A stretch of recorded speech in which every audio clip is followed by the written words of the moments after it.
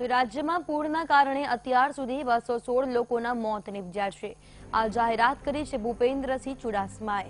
મહેસાણામાં ભૂપેન્દ્રસિંહ ચુડાસમાએ ગુજરાતમાં આવેલા પૂરના કારણે થયેલા વિનાશનો આંકડો રજૂ કર્યો છે, જેમાં ગુજરાતમાં પૂરના કારણે 216 લોકોના મોત નિપજ્યા, જ્યારે 4142 પશુના મોત નિપજ્યા.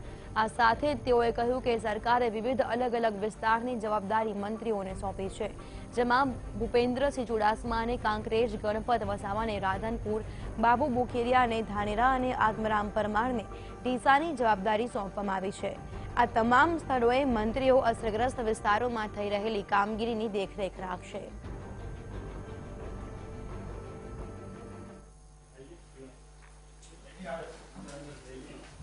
ભૂતકાળમાં 70-80 વર્ષના ગાળા દરમિયાન ન આવ્યું હોય એવું પૂર આવ્યું. આ પૂર અને ભારે વરસાદની અગાઉથી આગાહીને કારણે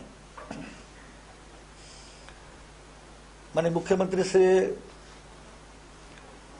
વહીવટીતંત્રને તાકીદે સંભવિત ડૂબમાં જનાર વિસ્તારના લોકોને સલામત સ્થળે ખસી જવા માટેની સૂચના આપેલી. સતત આનું મોનિટરિંગ મેં સ્ટેટ કંટ્રોલમાં બેસીને કરેલું. અમારા અધિકારીઓ પણ આ જ કામમાં વ્યસ્ત હતા, જેના પરિણામે મોટી માનવહાનિ આપણે બચાવી શક્યા છે. એક તરફ સરકારના અધિકારીઓએ પૂર પીડિતોને સહાય પહોંચાડવા બનાસકાંઠા જિલ્લામાં ડેરા નાખ્યા છે, જ્યારે બીજી તરફ કોંગ્રેસના ધારાસભ્યો બેંગલુરુમાં 5 સ્ટારમાં રહી રહ્યા છે. ત્યારે આ મુદ્દે શિક્ષણ મંત્રી ભૂપેન્દ્રસિંહ ચુડાસમાએ કોંગ્રેસના નેતાઓની આકરા શબ્દોમાં નિંદા કરી હતી. લોકો વચ્ચે રહીને માનનીય મુખ્યમંત્રી સહિત 10 મંત્રીશ્રીઓ,